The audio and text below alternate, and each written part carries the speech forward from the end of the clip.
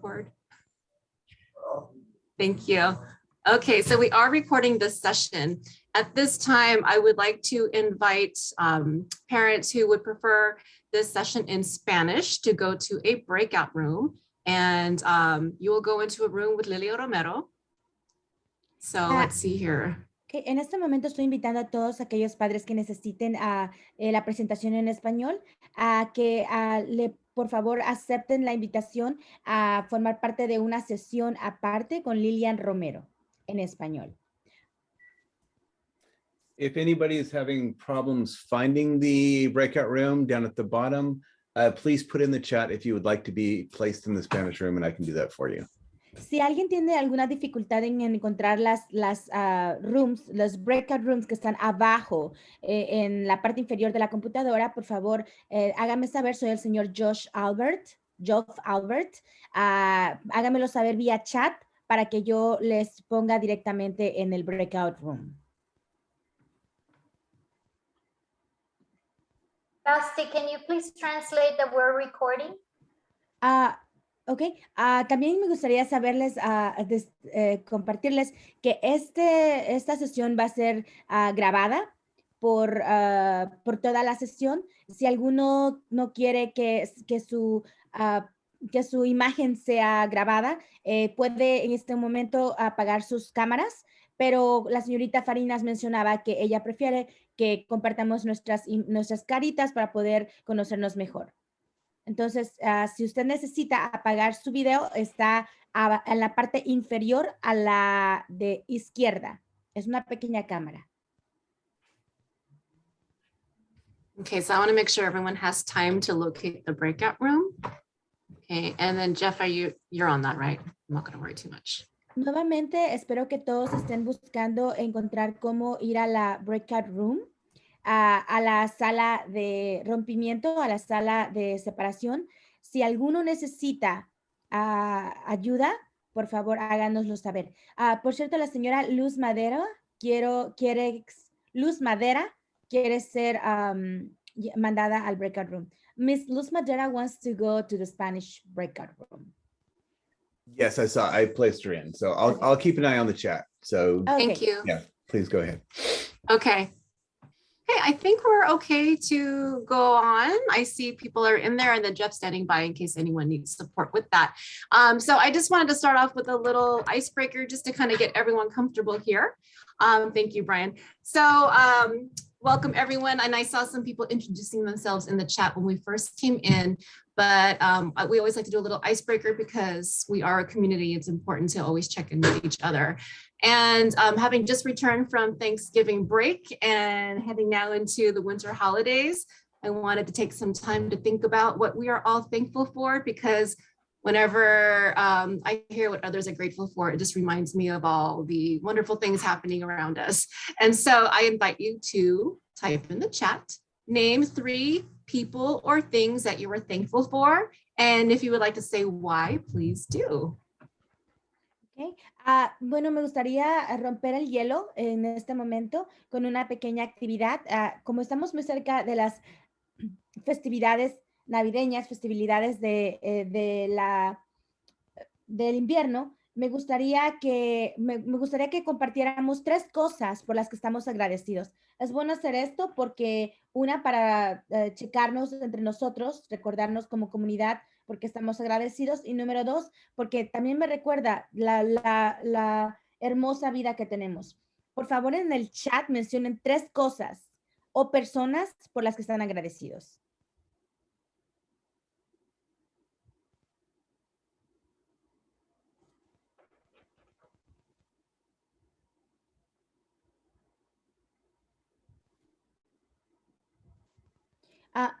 Miss Farinas.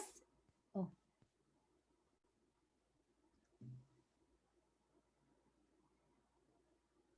Yes. I thought you were trying to communicate and that you were muted. Oh, okay, no, thank you. Actually, well, you're correct. I just realized right now. So I'm looking here in the chat. Gina, you beat me to it. But yeah, we're thankful for our family, friends, and health. I see that we're thankful for our colleagues. Thank you, Gina, you're the best. I'd like to share that I'm thankful for my family, our health, and my amazing colleagues who you are meeting here with me today. Lots of us, we are thankful for our children. Ani said she's thankful for her children, her health, and her job. I second that. Helen says family, colleagues, and health. Aww. Vacation's on the way. Yes, that too, Brian. Thank you. Keep it coming. Keep it coming. I just think it's really important, especially this is a really tiring, this is a time of year that gets to be very hectic for not, educators and families. We know it's hectic on both ends. And so I think it's really nice for us to stop and just pause and reflect on the things we're grateful for, and just knowing that we're in this together and that we're also here to support each other. So thank you everyone for chiming in. My children, my family, and you have grandchildren, Elizabeth? Yes, I do. Oh my goodness. Oh my goodness. You're too young. No, I'm not. But thank you. Oh my gosh. Well, and add youth to your list. Oh my gosh. I need to know your secrets. Wow. Congratulations. Okay. Thank you, everyone. Next slide, please. Okay, so I'm going to go back and just read what Natasha wrote. I'm sorry. Natasha's thankful for health, children, for Jeff, me too, and support with community meetings. Thank you, Natasha. Our goals today is to review the PUSD priorities and accelerated learning. We're going to learn what acceleration looks like in math, and we're going to address elementary, middle school, and high school. And we're going to learn how to best support our students in math. Next slide, please. Okay, I'm going to talk about the district priorities for 2021 and 2022. And I apologize if you see me kind of looking back and forth. I'm going back and forth between two screens. So I am trying to look at you. So we have 3 priorities for 2021, 2022. There are access, acceleration, and equity. And I'm going to kind of I'll read the definition and then I'll briefly explain what those are. So access. So our PUSD access priority is removing the predictability of success or failure in our advancement metrics or in our experiences that correlates with any current or historical racism and system of privilege that continue to minoritize groups and privilege others. So that's pretty wordy, but what I take that to mean is for access, we need to make sure that teachers have expectations, and they set expectations that all their students can succeed no matter what background they come from, no matter what schooling they've had, no matter what their socioeconomic status is. We have to have the same expectations for success for them, and that means giving them the same content. For acceleration means supporting students to engage in grade level content with just-in-time supports as needed.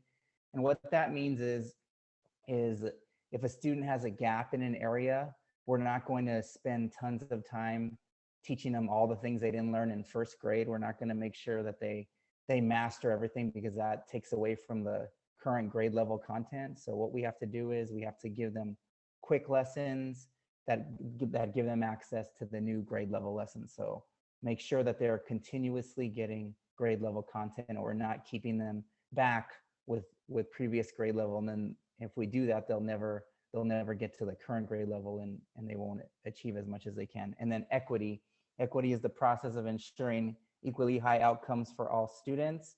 So, and we kind of said that a little bit earlier with access, we need to make sure that all of our students have access to the same curriculum, the same supports, and we have the same expectations for all the students. We have to believe that they can succeed no matter where they came from, no matter when they got here. We need to support them and give them all the same access to all of the curriculum. Hold on, next slide. And so that's why we're going to talk about remediation versus acceleration. In the past, we focused on remediation. So now we're moving towards acceleration. So I'll read what remediation and acceleration are, and I'll briefly explain what they are. So remediation focuses on rote drills, practices skills in isolation, and it looks at previous grade level content and mastering content from previous years. So that was the method of intervention that we had been doing up to the last couple of years. And teachers were well-intentioned to do this. And I know as a parent, I did this. Like if a kid doesn't know something, we want them to learn it because we think they need that skill to master to move on. So those skills don't necessarily have to be mastered to move on. So we don't need to spend hours and hours for getting kids to, like, let's say, master their addition facts or multiplication facts. We can teach them how to do it and then quickly move on to the next grade level content or concept. So what acceleration is, acceleration learning focuses on strategically prepare students for current grade level content, prepare students for new learning, and past concepts and skills are woven in just in time. So like I said, we're focusing on the current grade level standards. We're not spending tons of time teaching them standards from previous grade levels, because if we do that, then they never get access to the standards for the current grade levels, and that's how we get achievement gaps. So just in time means like you'll teach them something just so that they can get through to the new lesson, and then we'll move on and we'll focus our learning on current grade level standards. And I believe. Thanks, Brian, for doing a great job explaining that and talking about the difference between the acceleration and remediation. So our focus is going to be on acceleration in math. What does this look like in math? So we're going to be looking at some strategies that teachers use, as well as the curriculum that we use to teach our students their grade level standards. It's really, you'll see basically a very strategic use of data and planning on the teacher's part, how they can address that just-in-time learning to help fill in those gaps of the unfinished learning. So without further ado, let's see what we have on our next slide. So first I want to talk to you guys about, this is from the elementary and secondary perspective, about one of the math program that we use for K through 8. And we use Ready Mathematics, and it also has a component called iReady. So iReady is the online platform that we use that goes along with our math program. So we start the year with the iReady diagnostic, and that's an online test. And it's given 3 times a year, except for kindergarten takes it twice, because those little babies in the beginning of the year, poor things, like to be able to navigate a computer and do all that, it's, you know, we just want them to get acclimated to school and give them time to learn a few things. So kinder takes theirs in November. So it's an adaptive test. When the student starts the test, it's gonna feel kind of hard. So they're gonna get problems that feel hard, and then it starts leveling out. So it finds where the student is in their learning. So, and then it starts leveling out where it's just a formula of how many they're getting wrong and how they're progressing through the test. So once they finish the assessment, this iReady online platform puts them on a learning path. And based on the diagnostic will test, there's 4 domains, number and operations, algebra and algebraic thinking, geometry, and measurement and data. So it will it'll find out where they are in all of these domains and put this on a learning path that identifies skill gaps that they may have. Like a student might be really strong in number and operations, but when it gets to measurement and data, they have some unfinished learning that they need to work on. So it can identify the gaps, and it provides lessons that address these skill gaps. So as I'm on my own personal learning path on our online system, it gives me the lessons that I'm ready for to help fill in those gaps that I might have. From the diagnostic test, it gives the teachers an extensive report. So it automatically, and you'll see examples of this, it gives the teachers groupings of students, and it provides targeted instructional recommendations to teachers. And it helps teachers spot trends that they might see in their class. Like there might be one skill that most of their class is missing. So a teacher might say, hey, I really need to go in there and reteach this to the kids, or get them to know this when we're moving on to the next thing that they might need. Okay, next slide, please. So here's an example. I just wanted to show you from a teacher's perspective what they see at the end, at the when they get their diagnostic results. So this is a 5th grade example, and you'll see the 4 domains on the right-hand side where the arrow is. So this is a 5th grader who in number and operations scored at a 2nd grade level, but their algebra and algebraic thinking was 4th grade, as well as geometry was 4th grade, and measurement and data was 5th grade. So this is the beginning of 5th grade. So those last 3 are the students doing okay, doing pretty well. But you see that, wow, this student needs some support with number and operations. There's some things there that they're not quite getting. Next slide, please. So when I click on the top left, this teacher can click on the numbers and operations score, and it gives them a report of what the student can do. So on the left, you'll see where it says base 10, like the first one, it gives you the standards. They can count, read, write, and represent numbers 1 to 120. So on the right-hand side, it tells you the next steps that the student's ready for, as well as resources and instructional materials, lessons and things that they would need to help support the student with that. So that's kind of what we're talking about with the just-in-time learning. Like they are learning grade level standards, but the teacher is helping support the areas that they might be needing help with. Okay, next slide, please. So once the teacher gets their results back from their class, it puts them in these instructional groupings. So I can see I have students in group 1, group 2, and group 5.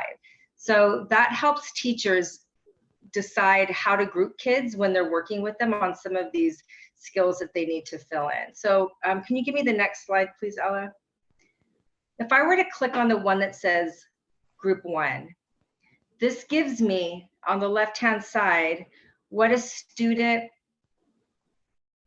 needs to do. So it's the recommendations for teachers. So it says on the left, for example, where you see the arrow, it's add and subtract multi-digit numbers with regrouping. And then on the right-hand side, it gives me the lessons I can click on to work with the student on that. So there's no guessing that happens where a teacher's blindly saying, oh, I'm going to teach this because this is what's next. They are able to customize their instruction with their small groups so that students are getting what they need on the skills that they might be needing to still master. Okay, I know it's a lot, but it's good for you guys to see how teachers are utilizing these resources. Okay, next slide, please. So when a teacher goes in to plan a lesson, there's things that they can do with small groups, and there's things they can do with whole group instruction. So one of the things I wanted to show you here is part of accelerated learning is always coming back to how can I teach my student grade level content if they're lacking a few of the skills they need. So here, teachers can look in and see what are the prerequisite skills a student needs to know to be able to access what I'm about to teach them. So a teacher can go back and say, well, I have this group of students that I noticed on the diagnostic are having difficulty with this specific skill. So they can teach into it before they move to the grade level content. So it's always providing that just-in-time support that the kids need to be able to access current content. So I know that's a lot, but that's what teachers grow through. Got a new appreciation for those teachers. Okay, next slide, please. Okay, so when you get to high school curriculum that we use is Carnegie Learning Integrated Math. So integrated math, if any of you have high schoolers out there, I have a son who is a senior at Marshall. And when he started high school, I was like, what is this math he's doing? It's very different than what we had when we were younger, where we would take algebra, we would take geometry and algebra 2. They call it integrated math. And what they do is at each grade level, in 9th grade, you start with integrated math, and you're taking all of the different topics, algebra, geometry, trigonometry, and analysis at every grade level, but at varied complexities. And the reason they do that is because research shows that the integrated approach facilitates students' mathematical thinking more effectively than the traditional framework. Because when you're out there and you're doing math with real world problems, quite often you're going to be pulling in different types of math to solve a problem. You might have to be using a little bit of algebra and maybe some geometry mixed in to solve that problem. And nearly all countries in the world, they follow this type of curriculum. So it's really been interesting. It was hard for me at first to, coming from a traditional background as a student, to understand it. But when I would see the things my son was doing and how they would apply it, it does make sense. And it really works on the conceptual understanding and really applying what they know into real world problems.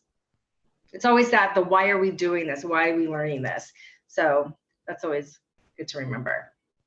Okay, next slide, please. Add something to that real Sure. quick?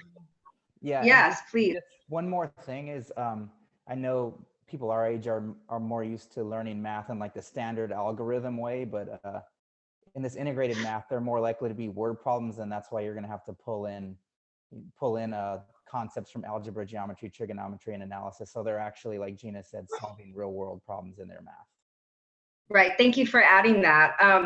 And I just wanted to, before we move on, just explain to you how I know in elementary we talked about doing a diagnostic to find out where students are or where they might have their learning gaps.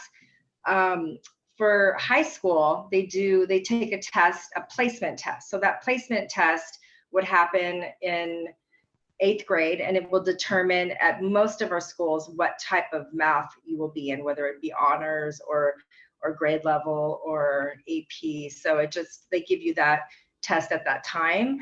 And then here's a quick snapshot of what the Carnegie math lessons would look like. So they start with an introduction of a problem. And then after they go through the introduction, there's an explanation. So the teacher does the teaching in this part, and they go through it together. And there's a guided practice part where there is still more practice with that, with the support of a teacher. And then there's the independent practice where students are working on applying the skills that they learned independently. And that's a time where teachers can pull students and work with students that may need a little bit more support. Next slide, please. So like elementary, where we have iReady, high school has something called Mathia. And so Mathia is similar in that it provides the just-in-time supports with the one-on-one guided instruction to students. It also provides teachers with data that helps them see what students are understanding and what they may need to get help with. And they're able to make decisions on how they group their kids together in a similar way. And if parents have high school students that use Mathia, they can sit with their student, and as this child is doing the work, it gives hints and it gives instruction on how you can do the work. And it helped me with my daughter because a lot of the stuff I didn't remember how to do it or didn't know how to do it in the beginning or to begin with. And Mathia kind of went step by step so that I could learn along with her. Thank you, Brian. I have the same experience. Like, yes, those hints are priceless. So as they're going through things and they don't know what to do, there's it's built into the program where they see if you're not really following the right path, they'll give you hints and other example problems to help you with learning that concept. So thank you. I'm much smarter second time around after having a student get through high school. Okay. Next. Oh no, I appreciate listening to the two of you talk about your high school math parent experience, because I am a little worried about that myself, not having been as strong in math as my other subjects. Right. But it's good to know that there's support. We'll tutor you. Yeah, we'll tutor you all. My daughter's amazing at math. She's teaching me. So I taught her how to multiply, and then she teaches me everything else. So anyway, it's awesome. Okay, so thank you for that overview of the curriculum. So I wanted to go over with parents and community liaisons the types of instructional routines that are used in our classrooms. This is a general list of the instructional routines that are used in acceleration. And I just want to point out that accelerated learning, the acceleration is not a magic bullet. It's not a one and done lesson. We don't zoom in, teach, and it's done. Like, it's strong, ongoing instruction based on the data we receive, and then the teachers make adjustments according to the data. But these are some instructional routines that you would see in a POSD classroom, and different variations of these in kindergarten all the way through high school. And so we have routines such as notice and wonder, read 3 ways, hold the class, think, pair, share. You might have heard of some of these. Co-craft questions, say it another way, and try, discuss, connect. Now, this is not an exhaustive list, but I am going to go over 3 of these strategies just so you can, or we're going to go over 3 strategies. So it might look familiar if you happen to visit your student's classroom, or just so you know what kind of language is being used in the classroom. Next slide. So this is the notice and wonder routine.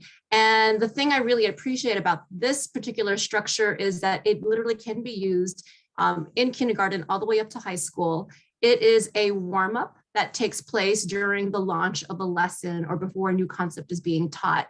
And it's pretty short and sweet. It activates prior knowledge, and it's a safe way for all students to engage with something that is potentially new for them. And it allows it allows teachers to assess what students know. And I will add that it helps students assess what they know. And it also helps teachers assess what the students need to know.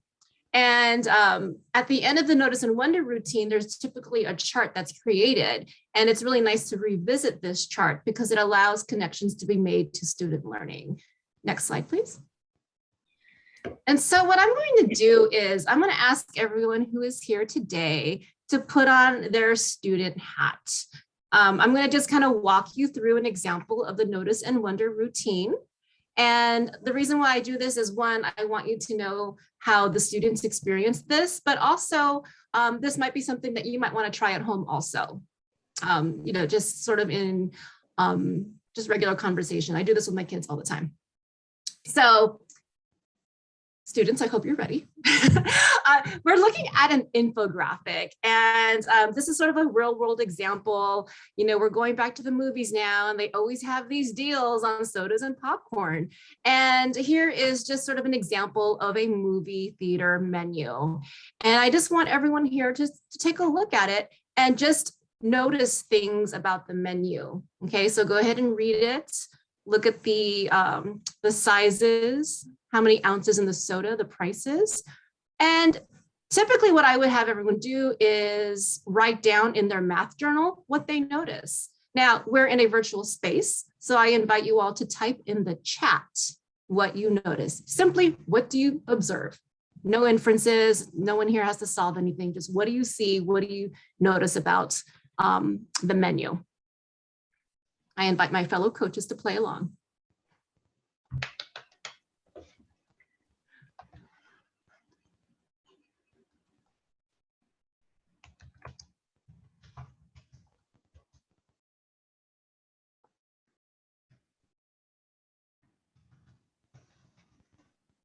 And I do want to add that there's really no wrong answer, because the teacher's just asking students, what do you notice? Ooh, Alejandra, 75-cent increase for every 4 ounces. Okay, Gina says there are 4 size options. Keep it coming. Play as if you are your child.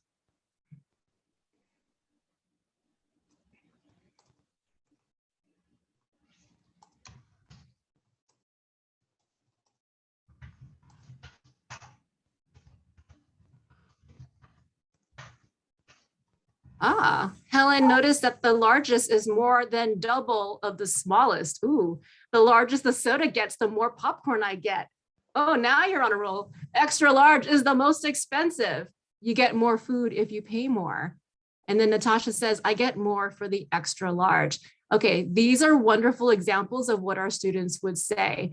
And notice there's not a lot of, I'm not requiring anyone to perform any calculations. It's very safe. It's just, you know, just kind of like getting the juices flowing. We're warming up like, okay, what do we notice here? Okay, wonderful. Okay, next slide, please. Oh, you know what? Click again. Oh, my little notice square didn't pop up. Okay, so you know, this is the notice part. Brian, click again, please. And now we're going to wonder. So everyone here has shared their observations about what they see in this menu. And I think there's a consensus that the larger you go, the more expensive it is, but also you get more food if you pay more. And now I'm going to ask my students here in my virtual classroom, what do you wonder about this menu? So this is where you might want to ask questions. Well, this is where you would ask questions. You could start with, I wonder, or just ask a question. What do you wonder about the price point here? And then as students are thinking and writing in their journals, I give them time to turn and talk and share their wonderings with each other. And then they share out with the whole group and the teacher charts these questions. So Brian is wondering, what's the best deal? Gina wants to know there's a combo with candy. I always have someone who's always like off the grid, but I appreciate that because that's what you're gonna get in real life. I wondered the same thing, Gina.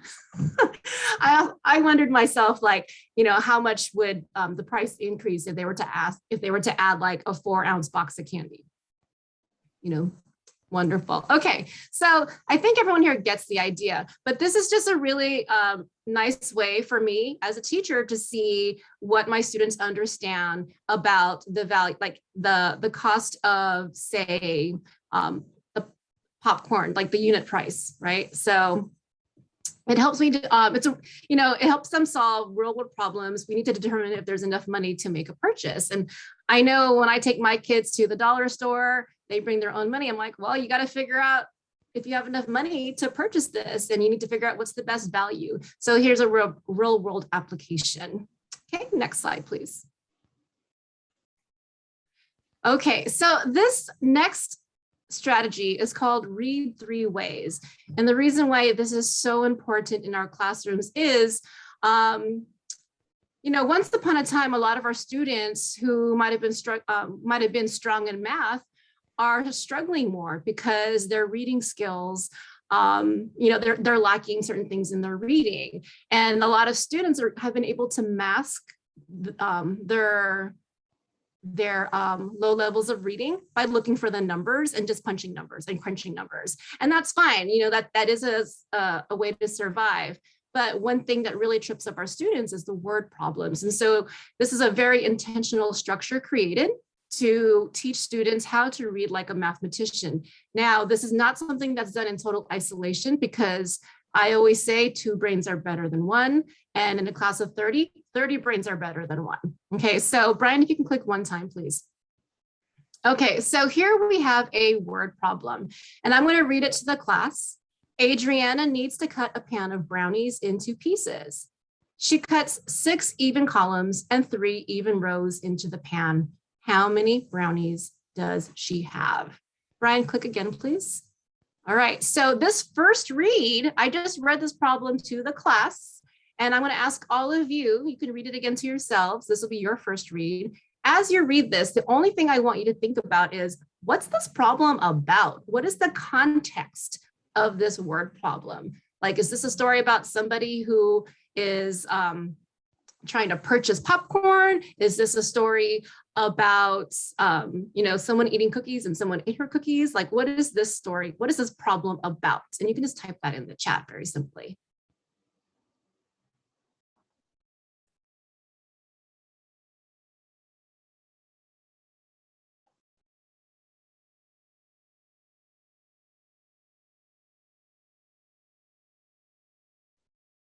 Brian, give it a click. I know people are probably typing, but I want to make sure we don't run out of time. So if you were thinking Adriana is cutting brownies from a pan, you are absolutely right. We're just reading to find out what this problem is about. It's about a girl cutting brownies. Okay, so the second read, we would read it again. And this time we want to read to find, we're reading to discover, what is it that we're supposed to be figuring out? What do we need to find out? And upon a second read, the student reads it. They share with the partner what what they're trying to find out. And Brian, go ahead and click.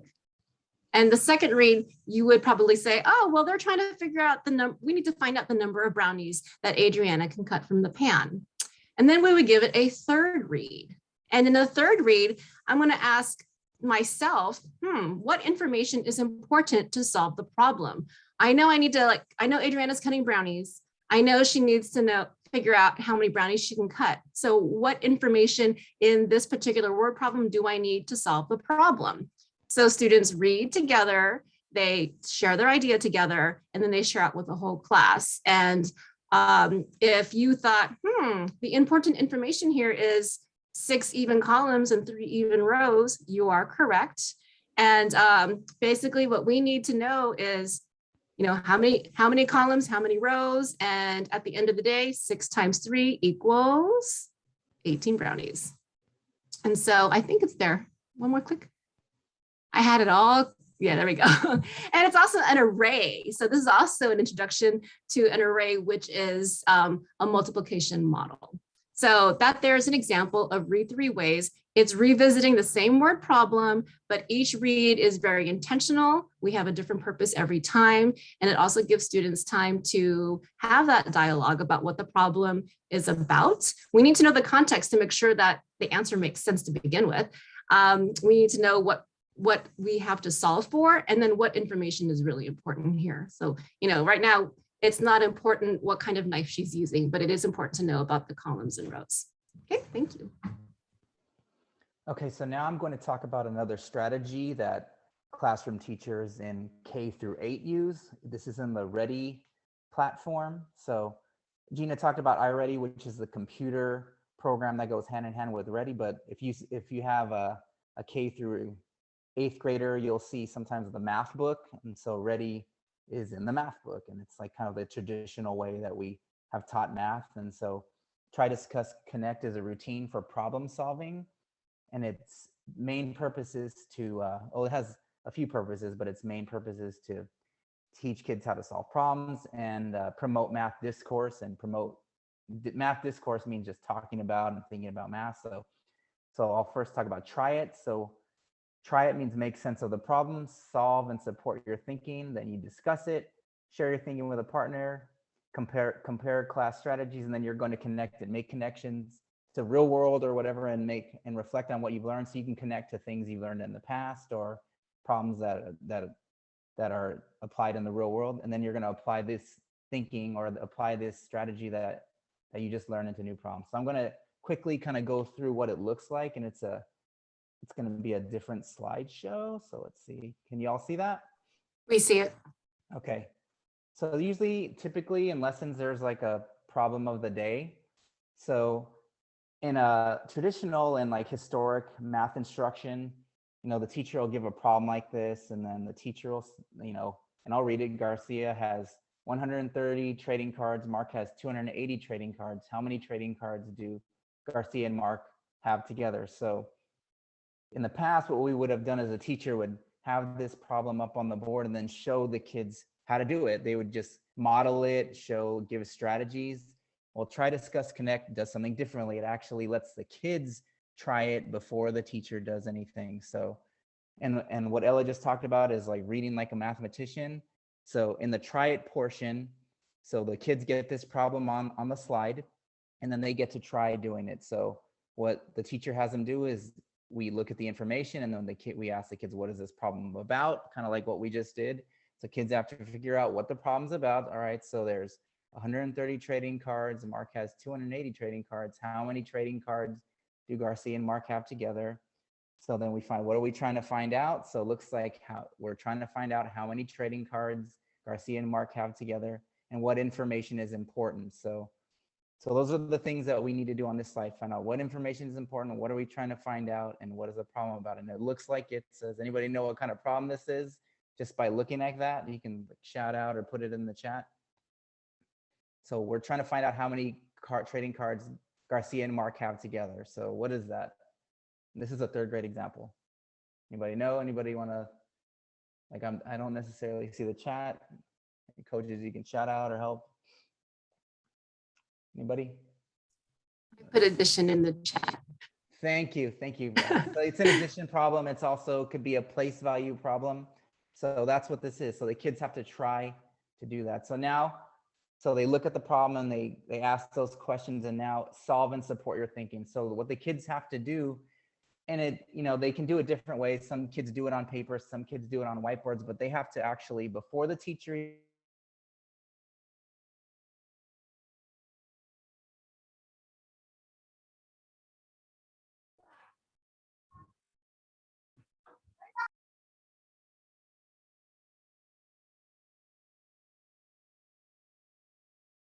10 blocks available or hundreds, place value charts or number lines. So these are maybe strategies or tools that the kids have used in the past, and the kids can have access to anything that they want to do to help solve that problem. And so they try to solve it, and then you give them a few minutes, and then after they do that, after everybody has a chance to at least try to get an answer down, the kids have to discuss it with their partner. So now you have to share your thinking with your partner. And then the slide is that ask your partner, why did you choose the strategy you used? Tell your partner a model I used was what, and it helped me. So they just discuss back and forth. What did they use? Did you use base 10 blocks? Did you do the standard algorithm? And this just gives the kids an opportunity to see the way other kids in the class tried to solve that problem. So that kind of jogs their memory. It kind of gives them some support. And what it also does, and this kind of piggybacks, and it goes back to our accelerated learning, as the teacher is walking around seeing the strategies or the ways that the kids solve that problem, the teacher can take some anecdotal notes. And this is kind of like an informal assessment. The teacher can see that if there are gaps, like if a kid totally doesn't know how to use place value to answer this, or doesn't know how to use base 10 blocks, or doesn't know how to add, the teacher can make a note of that just by looking at the way that this kid did this strategy. And then they can pull them in small groups and help them out and try to give them some just-in-time learning. So after the kids discuss it, so then everybody up in the class goes up, and like I kind of said, I got ahead of myself. Everybody shows their strategy. So the kids talk about, the teacher might pick, 10 kids to show what they did, 10 different strategies, so that all the kids get an opportunity to see what the kids did and how they solved that problem. And then after that, they compare. So some kids might have used the base 10 blocks, and it just says this model shows the 130 trading cards Garcia has. This model shows the 280 trading cards Mark has, and that's using base 10 blocks. This model below shows the total number of trading cards Garcia and Mark all have. So it shows how to use the base 10 blocks. So we see 300s here. And then when they combine the 10 tens, that equals 100. So that gives the kids an opportunity to learn that. And so you can also use place value and partial sums to help add 3-digit numbers. So here's another strategy. This is like the standard algorithm, but then this is another strategy that the kids might use. And it shows there are 0 ones in both numbers. 3 tens plus 8 tens equals 11 tens, or 100 plus 110 or 110. And then 100 plus 200 equals 300. So it's another way that they can use place value and the standard algorithm to solve the problem. So it just, there's not only one way to solve problems. And I think the reason we do this is a lot of the times the kids just depend on the teacher strategy, the way the teacher taught it to learn how to learn how to solve these problems. And this shows that there's multiple ways to solve math problems. So now after they discuss, now we have to connect it. So it says, and I won't go through all of them, but it says, look at picture it. Each number is broken apart into hundreds and tens. What is the total number of hundreds and tens? So we're connecting it back to like place value. We're connecting it back to tens and hundreds. And then step 2, there are enough tens to make another 100. So it shows how we regroup the tens. 11 tens is the same as 100 and 110. So you kind of go through all these steps. And then I'll go to step 5. Look at model it. How do the sums in this model match the blocks and picture it? So, and that model it and picture it are actually in their math book. So they'll have like a visual representation of it.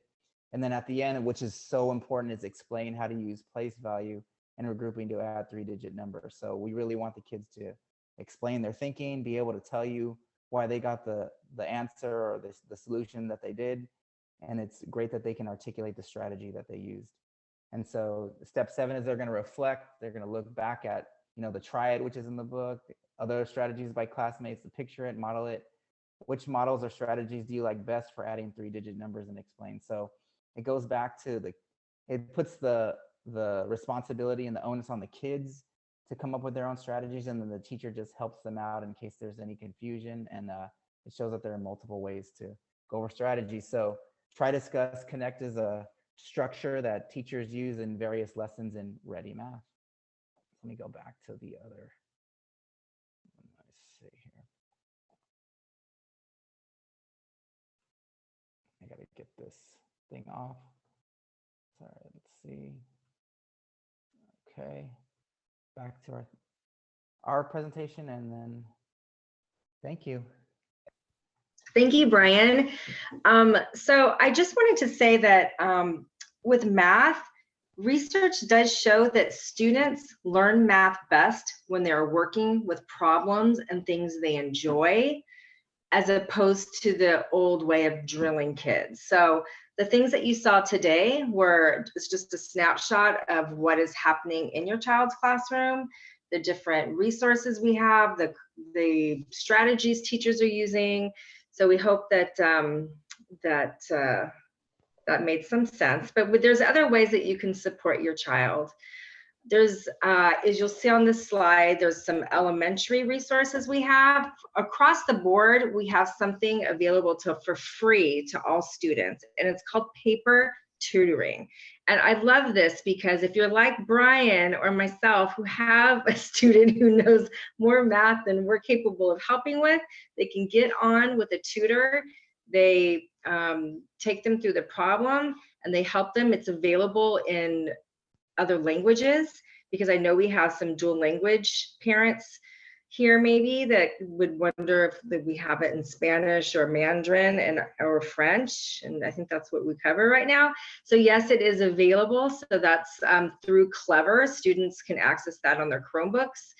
There's also another resource called Khan Academy, and I love this. It got us through a lot of rough times in math, where there's a man on there. What's his name? Do you know his name, Brian? His last name is Khan, so he's like actually Mr. Khan does a great job of getting on, and the way he explains the math, it was really helpful for me when we were working with it at home, because it's color coded and you can see the steps that he's doing, and it's very clear and concise.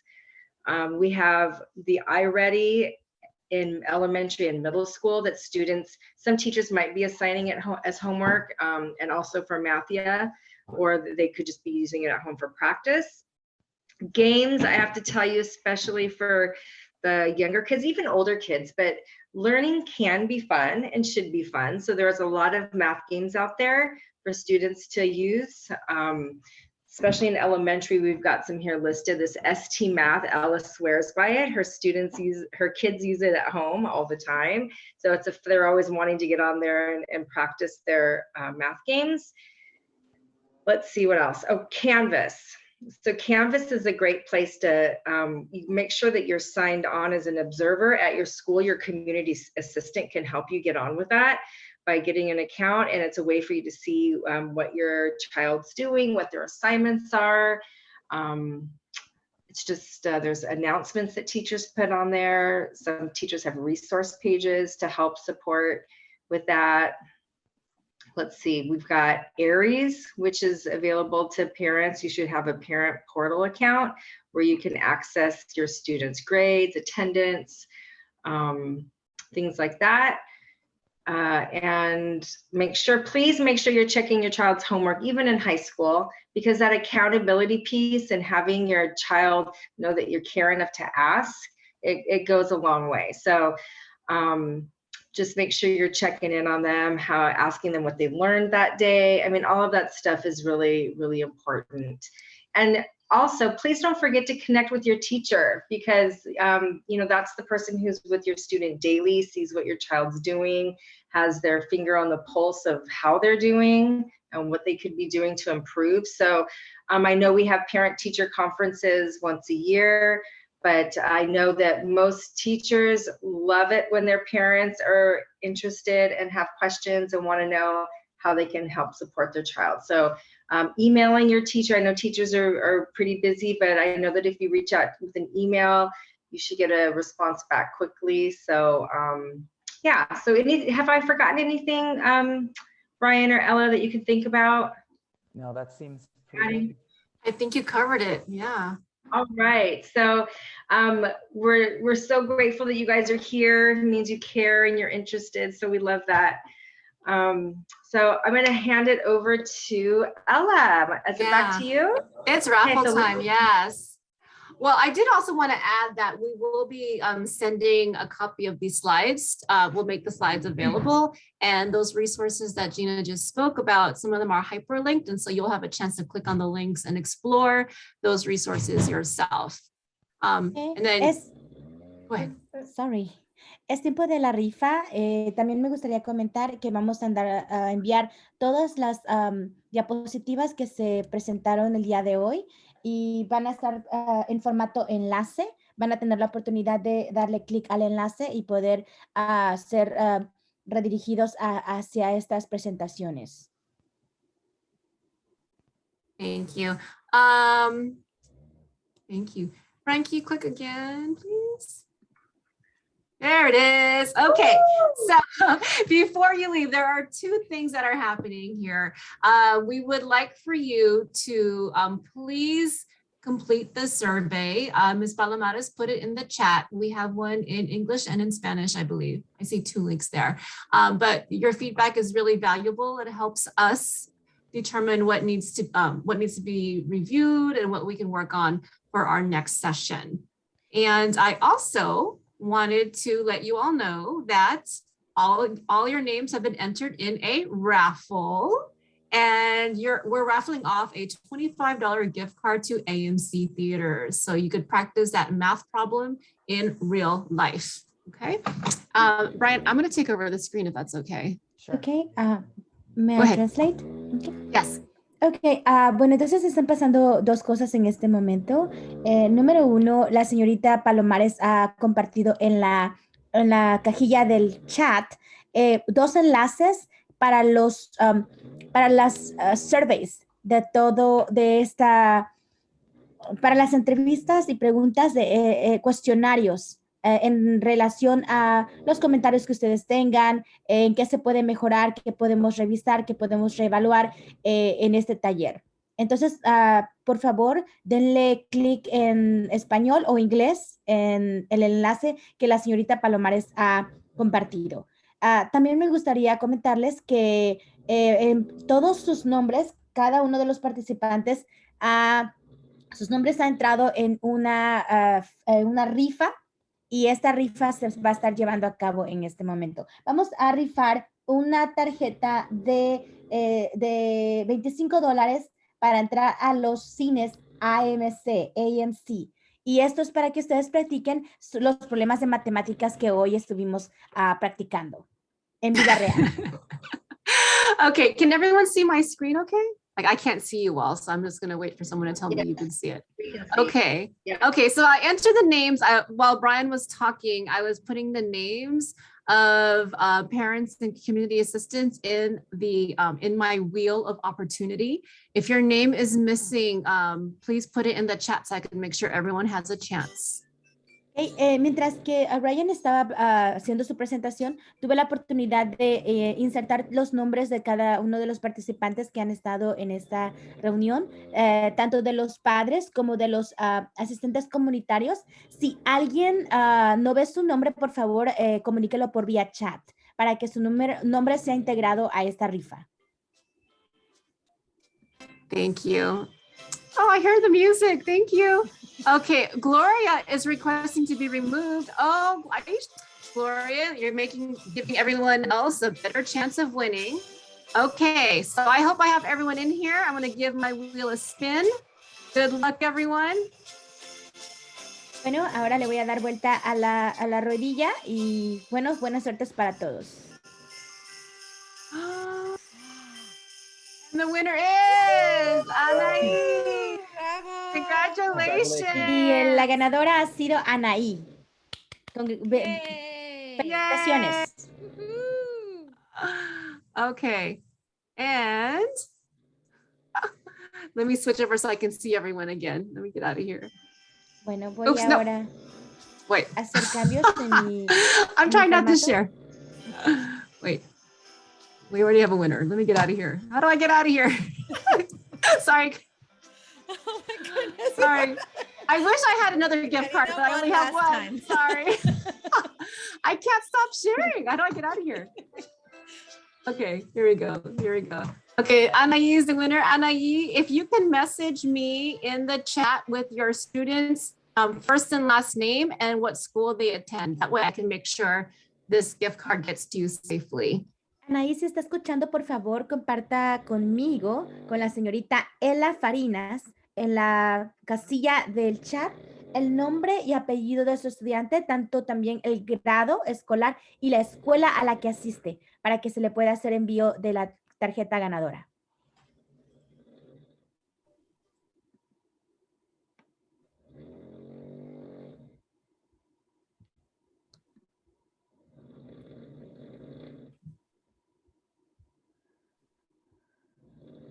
Okay, thank you everyone for playing.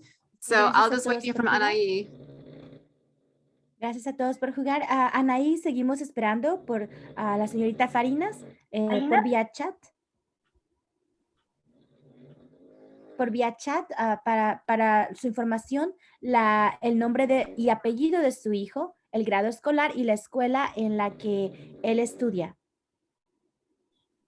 Se comparte por vía chat con la señorita Farinas.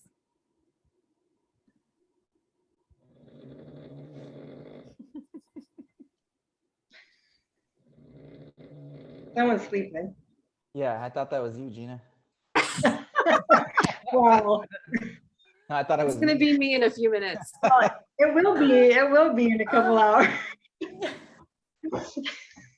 Okay, well, that concludes our session. We thank you all for joining us today. And then Anaí, I'm not sure if you can hear us in here. I see, I know we get called away sometimes with family. So I think Okay, we'll send you the information, Ella. We'll send you the information. Okay, that'd be great because she's our community assistant from Blair. So we'll send you Oh. the, that's easy peasy then. and Okay. it's amazing because it's her first month, I believe, as a community assistant. So Oh. welcome, Anaí. I'm so Great. glad you're here. There she is. Nice She just welcome for messaged her. me. What a welcome gift. Welcome to the POC family. Look at this. Everyone's a winner. Yay. Okay, so Anaí, I'll send it directly to you at work then. That way, because I know sometimes with a student. Perfect. Thank you everyone so Thank much you. for being Thank with you. us today. Thank you to our coaches. Thank you, Mr. Albert, for hosting our presentation. And please remember that we have our third session, January 31st at 6:30 p.m. And feel free to send us your comments. And like our coaches said, if you fill out the survey, that will give us more information as to what other topics or information you want to be embedded into this presentation. So thank you so much, everyone, for being here. Amazing coaches. Thank you so much. Sí, gracias a todos por haber venido. Gracias, le damos a el entrenador Geoff Albert. Y les recuerdo que la tercera sesión se llevará a cabo el 31 de enero a las 6:30 de la tarde. Recuerden, por favor, llenar el survey, la encuesta para padres que se compartió en la vía chat, para que por ese medio nosotros podamos obtener más información acerca de aquellos temas que ustedes quieren escuchar, quieren tratar, y cualquier comentario que quieran hacer para mejorar nuestro taller. Todos buenas noches. Thank you. And happy Gracias. holidays. Thank you all.